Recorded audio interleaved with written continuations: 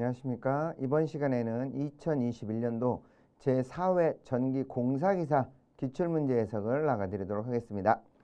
그러면 1번 문제를 보시면 삼상 수직 배치인 선로에서 오프셋을 주는 주된 이유는 무엇냐? 라고 물어봤습니다.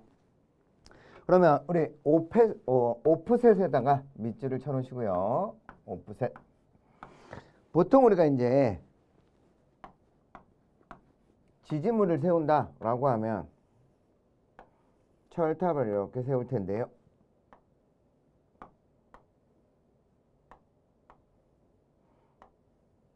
이런 식으로 수직으로 철탑을 세웁니다. 수직으로. 그 다음에 여기 가공지선이 이렇게 지나가고요. 그러면 이렇게 수직으로 두다 보면 밑에 선이 튕겨져 올라가거나 아니면 위에 선이 떨어져서 밑으로 떨어질 때 잘못하면 위아래 선이 단락사고가 발생할 수 있죠. 단락사고. 그러면 단락사고를 방지하기 위해서 어떻게 하느냐? 암의 길이를 서로 다르게 해주는 거죠. 암의 길이를 서로 다르게 배치를 해서 지지물을 만들 때 처음부터 암의 길이를 서로 약간 다르게 해주는 거죠. 이런 식으로. 그러면 암의 길이가 다르니까 전선이 이렇게 간격을 두어서 배치가 되는 거죠. 그래서 서로 간격이 존재하다 보니까 들러붙거나 튕겨져 올라오거나 위에 선이 떨어지더라도 절대 부딪힐 수 없죠. 그래서 상하선에서 이렇게 간격을 줘서 배치를 하면 상하선에 단락이 방지가 되겠죠. 단락 방지 또는 혼촉 방지라고도 쓰죠. 혼촉 방지. 그래서 3번이 되겠습니다. 단락 방지. 그 다음에 2번. 삼상변압기에 의해 단상운전에 의한 소손해 방지를 목적으로 설치하는 계정기는 누구냐? 여기서 이제 좀 기억을 하셔야 될 게 삼상변압기가 단상변압기가 됐던 얘기죠. 삼상변압기가 단상변압기가 되더라. 그러면 삼상변압기가 단상변압기 됐던 얘기는 어디에 있는 선로가 끊어져서 삼상이 단상만 된 거죠. 단상. 세 개가 있어야 되는데 그 중에 하나만 동작을 하는 거죠. 단상변압기처럼 하나만 동작을 하더라. 그럼 이걸 우리는 잡아내는 게 바로 역상계정기. 역상 또는 결상. 끊어졌다. 상이 끊어지는 걸 골라낸다. 그래서 결상이라고도 쓰죠. 역상 또는 결상계정기라고 부릅니다. 역상 또는 결상계정기라고 표현한다는 거. 그래서 정답은 2번이 정답이 되겠습니다. 그 다음에 3번. 선로정수를 평행되게 하고 근접 통신선에 대한 유도장애를 줄일 수 있는 방법을 뭐라고 하느냐? 라고 물어봤습니다. 이게 이제 연가죠. 연가. 연가라고 하면 트랜스포지션이 되죠. 트랜스포지션. 위치를 변경하겠다라는 뜻입니다. 위치 변경. 트랜스포지션. 그러면 얘는 지지물이 이렇게 있을 때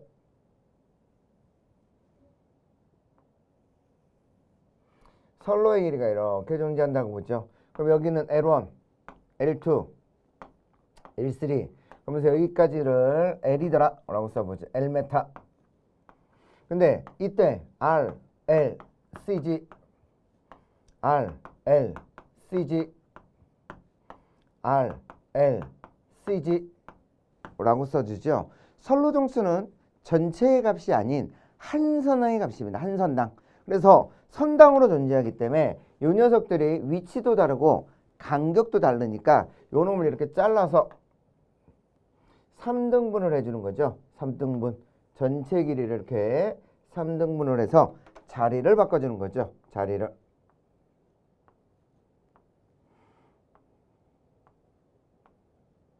이렇게 3등분을 해서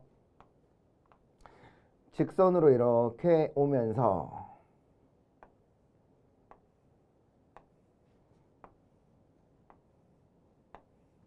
두 개는 위에서 아래로 내려가고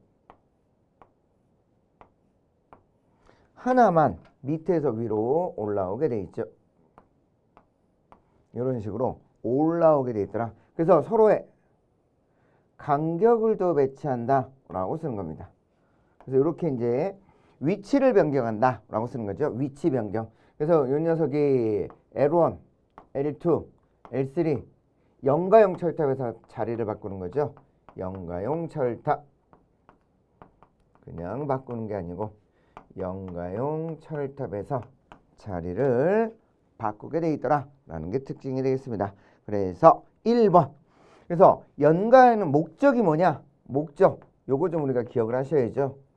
연가의 목적은 선로정수 평형.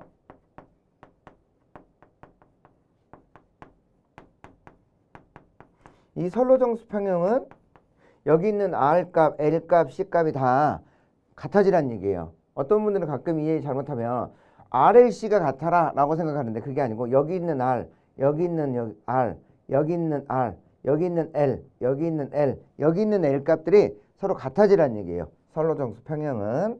그 다음에 통신선 유도장애 방지.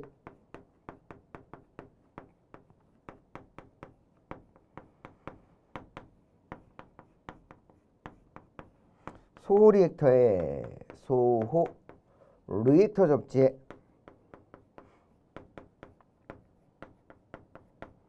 직렬 공진을 방지하기로 되어 있죠.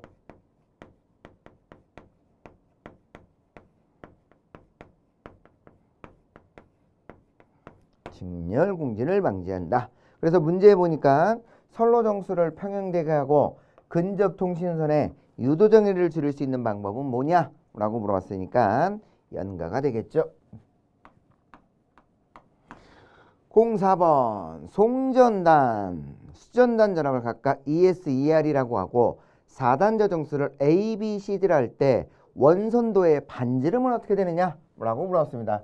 우리 전력 원선도가 나오면 기본적으로 가로에는 유효전력, 세로에는 무효전력. 그러면서 이 녀석이 만나면서 이렇게 동그라미가 그려지고 여기가 수전단 전력이 되는 거죠. 수전단 전력. 그러면서 여기에 피상 전력이 S가 그려지는 거고. 그러면 원선도는 가로와 세로가 누구냐?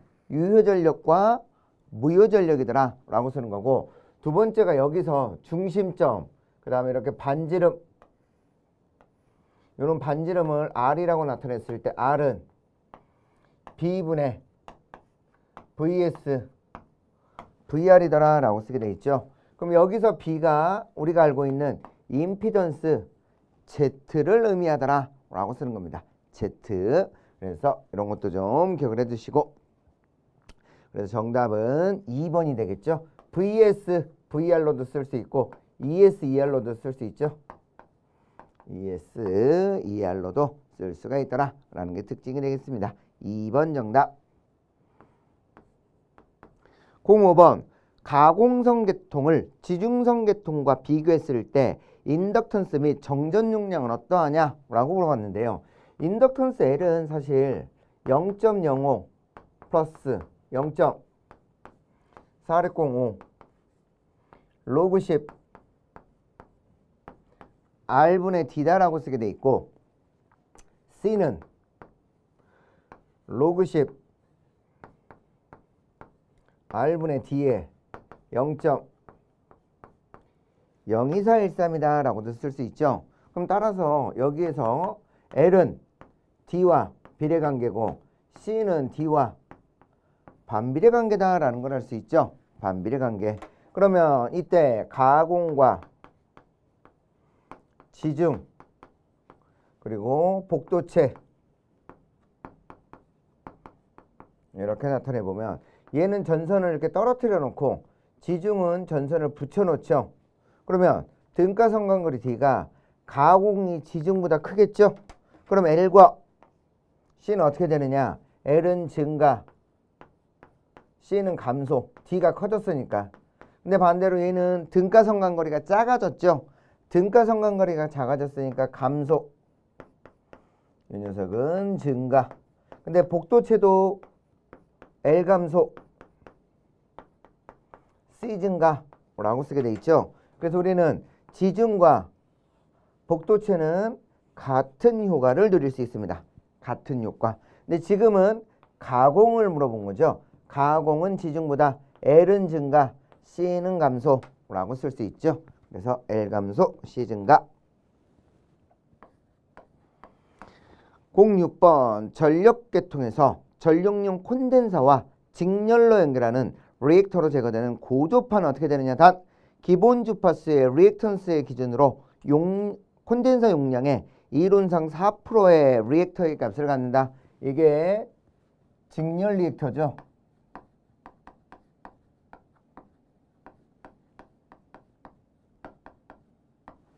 직렬 리액터.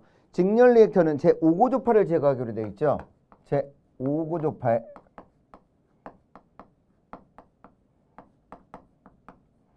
제거. 문제에서 벌써 뭐라고 나와 있어요? 직렬로 연결하는 리액터더라. 그래서 직렬 리액터. 그러면 직렬 리액터는 오메가 L은 공진을 이용하므로 오메가 C분의 L이다 라고도 쓸 수 있죠. 그럼 이때 인덕턴스 L은 오메가 잣은 C분의 1이다 라고 쓸 수 있죠. 그러면 여기에서 오메가가 2파 F 아닙니까? 2파 F의 제곱에 C분의 1. 근데 이때 5구조파가 발생한다 라고 하면 얘가 5배로 커지는 거죠. 그래서 인덕턴스 L은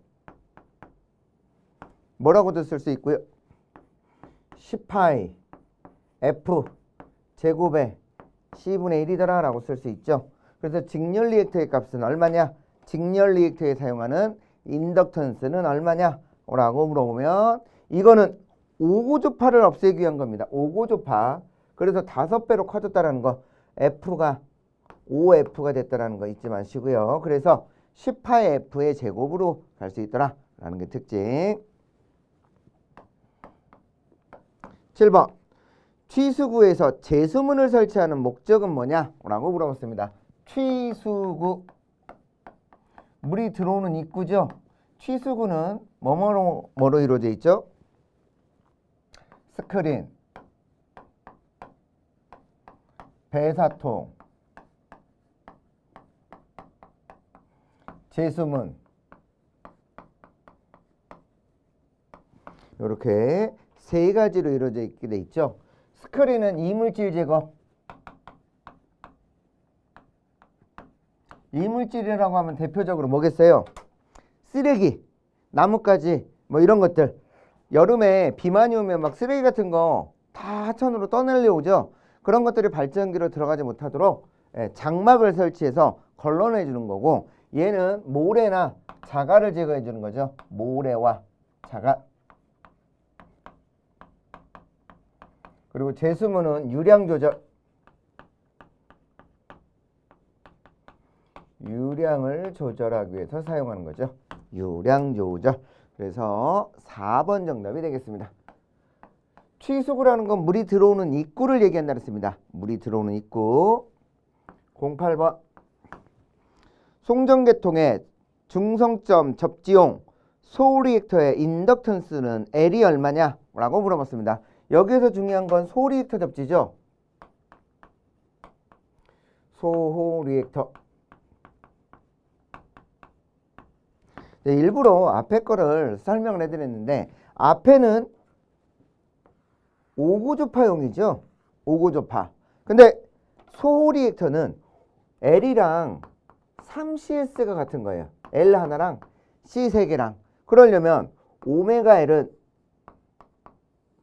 3 오메가 C분의 1이다. 또는 여기다 S 이렇게도 붙일 수 있겠죠. 그럼 따라서 이때 인덕턴스 L만 구한다 라고 하면 3 오메가 잣은 CS분의 1이더라 라고 쓸 수 있겠죠. 3 오메가 잣은 CS분의 1. 그래서 여기서 이제 또 헷갈려 하시는 게 3은 그대로 두고 2파 F 잣은 CS분의 1이다 라고도 쓸 수 있겠죠. 누굴 사용했을 때? 오메가 대신에 2파 F를 썼을 때 2파이 F. 그래서 정답은 4번이 되겠죠. 대지정전 용량은 CS로 쓰는데 문제에서 얘를 C로 쓰라 그랬죠. 대지정전 용량은 C더라 라고 썼으니까 그냥 사용을 하면 된다라는 게 특징이 되겠습니다. 그래서 여기까지 하시고 9번 앞쪽으로 오셔서 또 가보죠. 9번 송전계통의 개폐 조작 시에 따른 개폐 조작에 따른 개폐 서지에 관한 설명 중 틀린 거 개폐 서지에다 밑줄 쳐놓으시고요. 개폐라는 건 열고 닫는다는 얘기죠.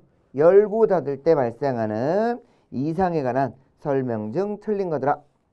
1번 회로를 투입할 때보다 개방할 때가 높은 이상전압이 발생한다. 개로가 폐로보다는 훨씬 더 높습니다.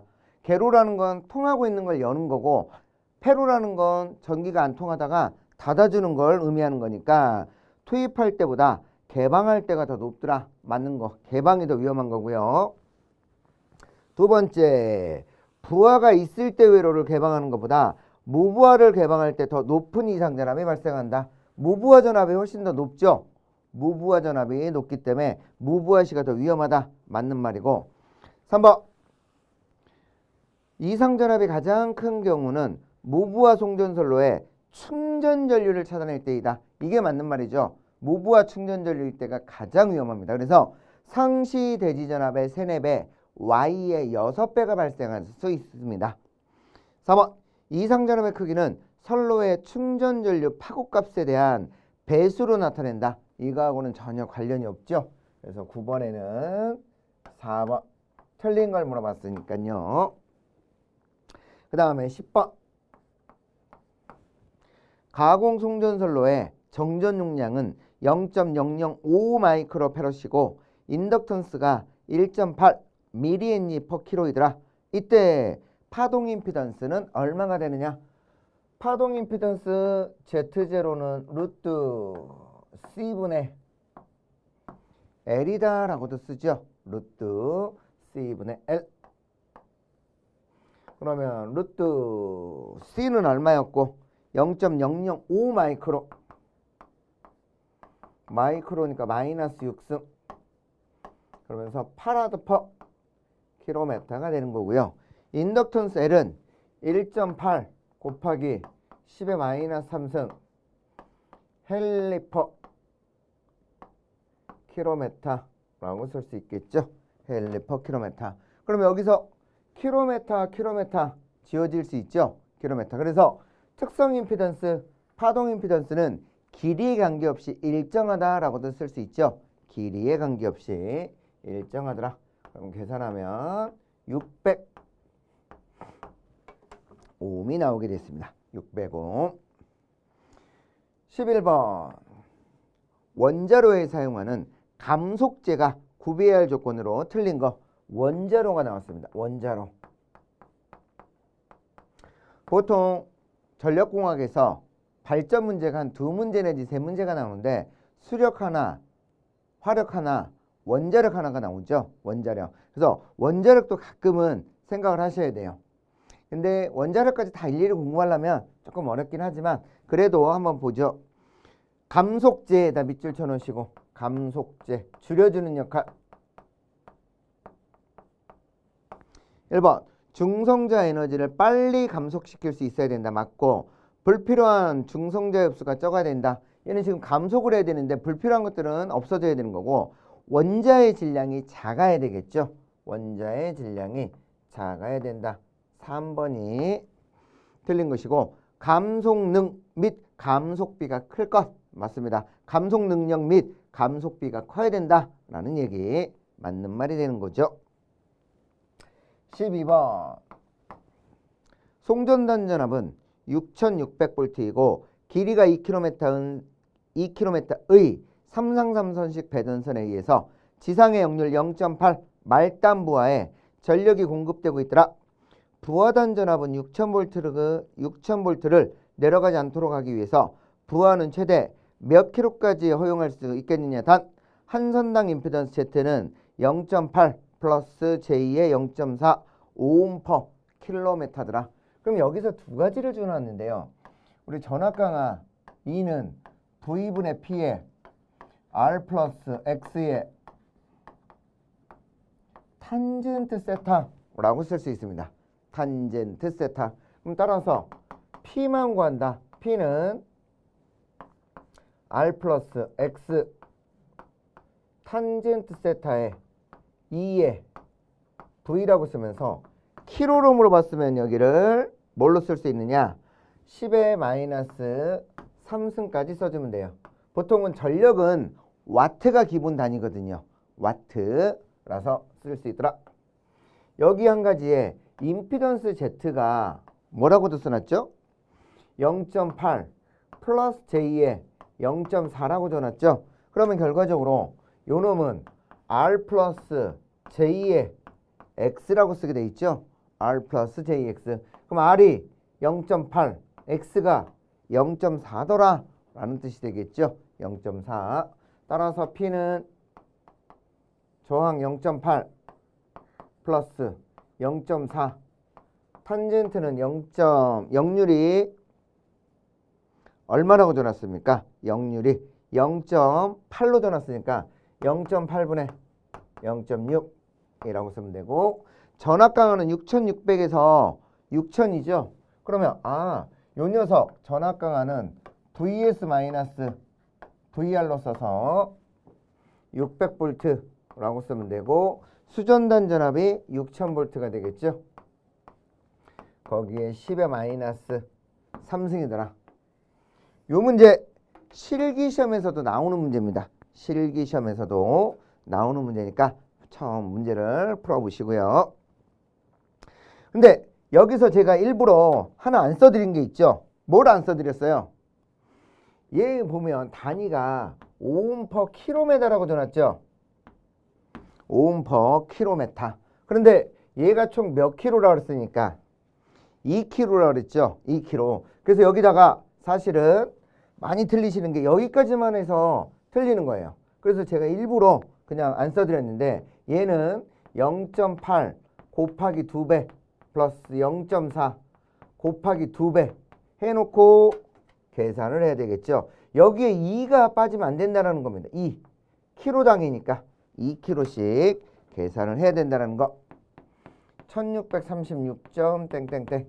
그래서 1636이 되겠습니다. 이런 문제들은 여러분께서 좀 집중해서 풀어보시고 실기에도 문제가 나오는 문제라는 거 잊지 마시고요. 13번 저압 망상식 배전의 장점이 아닌 거. 이 망상도 굉장히 시험 문제로 많이 나오죠. 망상을 우리가 다른 말로 네트워크 방식이다 라고도 부르죠. 네트워크. 그러면 네트워크의 가장 큰 장점은 뭐예요? 전압 강화와 전력 손실이 가장 작고 공급 신뢰도가 가장 우수하며 무정전 전원 공급이 가능해지죠. 근데 가장 큰 단점은 인축 사고가 가장 우려가 크고 그 다음에 설치비가 가장 많이 들더라 라고도 쓰죠. 설치비가 가장 많이 들더라. 그런데 아닌 걸 물어봤으니까 1번 감전사고가 줄어든다. 이게 틀렸죠. 인축사고의 우려가 가장 크다 그랬습니다. 부하 증가 시 적응성이 양호하고 무정전 공급이 가능하므로 공급 신뢰도가 높아지고 전압 변동은 작더라. 당연히 맞죠. 14번 배전선로에서 사고 범위의 확대를 방지하기 위한 대책으로 옳지 않은 거. 확대 방지의 답이 7,000원이고요. 사고 확대 방지.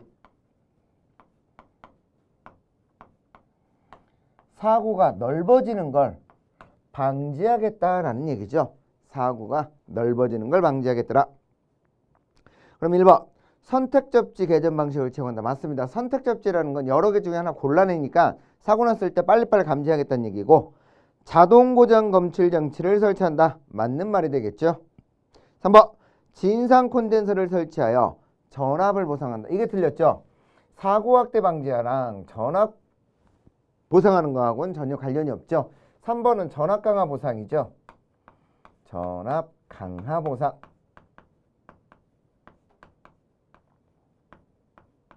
그래서 이게 정답이 되는 거고요. 특고압의 경우 자동 구분 개폐기를 설치한다. 맞습니다. ASS를 쓰게 됐고 요놈이 이제 자동 고장 구분 개폐기 사고 나면 빨리 열어주게 돼 있더라 라는 얘기가 되겠습니다. 15번. 수변전 설비에 변압기 1차 측에 설치하는 차단기의 용량으로 어느 것을 정하느냐. 차단기는 항상 공급 측 전원의 크기죠. 공급 측 전원의 크기.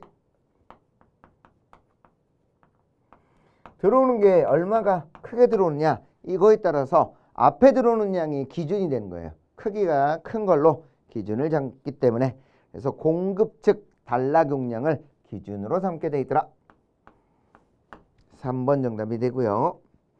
16번. 각 수용과의 수용설비 용량이 50, 100, 80, 60, 150이며 각각의 수용률은 0.6, 0.6, 0.5, 0.5, 0.4이더라. 이때 부하의 부등률은 1.3이라고 하면 변압기 용량은 약 몇 kV가 되겠는가. 단 부하 평균 역률은 80%더라 라고 물어봤습니다. 변압기 용량 TR은 가장 간단하게 부등률분의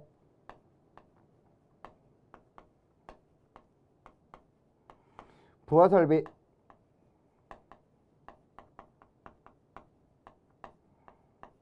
곱하기 수용률. 요 놈의 합이 되죠. 합. 이것들의 합. 그런데 요 놈을 KV로 물어보면 여기다가 코사인으로 나눠주게 돼 있죠. 부하가 킬로와트이기 때문에 그렇습니다.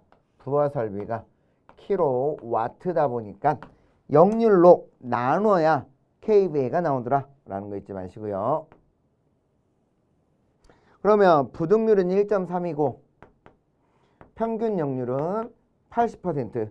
근데 부하 설비가 5개가 있죠. 근데 수용률이 다 달라. 다 다르니까 각각 곱하는 거예요. 50 곱하기 0.6 플러스 100 곱하기 0.6 플러스 80 곱하기 0.5 플러스 60 곱하기 0.5 플러스 150 곱하기 0.4 이렇게 각각에다가 수용률을 곱해 주시고 그것들의 합을 부등률로 나눠주는데 KVA로 물어봤기 때문에 역률까지 곱해서 나눠준 겁니다. 역률까지 곱해서 계산하더라. 212 KVA. 여기는 지금 K로 썼죠. 얘네는 와트였는데 킬로와트였는데 여기가 킬로와트라는 거 잊지 마시고요. 킬로와트. 그래서 KVA로가 바꾸니라고 역률로 나눠준 겁니다. 잊지 마시고요. 17번. 변압기에 비오차, 오차비란 뜻이죠. 오차비. 비오차라니까 이게 뭔 소리냐 하는데 오차비는 어떻게 표현하느냐. 단 A는 공칭 변류비이고 측정된 1차, 2차 전류는 각각 I1과 I2가 되더라 라고 물어봅니다. 비오차.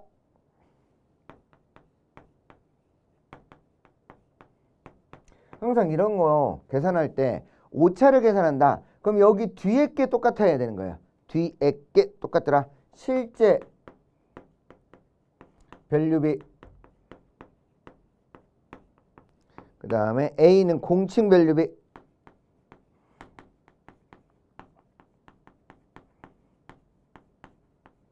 마이너스 실제 변류비.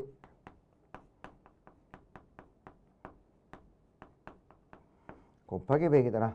그러면 실제 변류비는 누구분의 누구예요? 변류비는 다른 건 다 뭐라고 썼는데 다른 거 PT비도 그렇고 변류비도 그렇고 다 2차분의 1차입니다. 근데 여기서 이제 많이 헷갈려 하시는 게 뭐냐? 전류만 1차분의 2차 아니냐? 그거는 권수비. 권수비고 얘는 지금 실제 변류비라는 거. 그래서 항상 얘는 I2분의 I1. 그래서 CT 2차는 5A로 고정이 돼 있죠. 5A. 1차만 따지는 거고 거기에 A 마이너스 I2분의 I1 곱하기 100이더라. 그러면 위아래를 I2로 곱하면 I1분의 I2 곱하기 A 마이너스 I1 곱하기 100이다 라고 쓸 수 있죠. 그래서 정답은 1번 정답이 되겠습니다. I1분의 A 곱하기 I2 마이너스 I1 1번 정답. 그 다음에 넘어가셔서 18번. 부하 전력 및 역률이 같을 때 전압을 n배로 승합하면 전압 강하율과 전력 손실은 어떻게 되느냐? 우리 전압 강하율, 손실, 그 다음에 손실률, 전력이더라 라고 나타냈을 때 V에서 nV로 전압을 높이면 1이죠. 기준값인 1111이었던 게 얘는 n분의 1이요. 나머지는 n제곱분의 1. 이 녀석만 n제곱배, 전력만 n제곱배고 여기 세 개 전압 강하율, 손실률만 n제곱분의 1이고 전압 강하만 n분의 1을 쓴다 라고 쓰는 거겠죠. 그래서 정답은 4번이 되겠습니다. 전부 다 n제곱분의 1로 쓰더라 라는 게 특징. 19번. 어떤 화력발전소에서 증기 조건이 고온 열원은 540도, 저온 열원은 30도일 때 이 온도차 간에서 움직이는 카르노 사이클의 이론열 사이클은 어떻게 되느냐? 라고 물어봤습니다.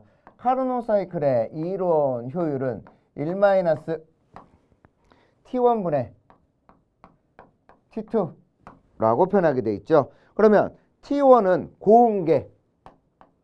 고온계를 나타내는 거고 T2는 저온계. 근데 T가 절대온도를 뜻하죠. 절대온도라고 하면 섭씨온도 플러스 273이라고 쓰는 거죠. 그래서 1-273 플러스 고온계는 540이라고 씁니다. 540. 저온계는 273 플러스 30도 라고 써서 계산하면 되겠죠. 그래서 곱하기 100을 했더니 62.7%.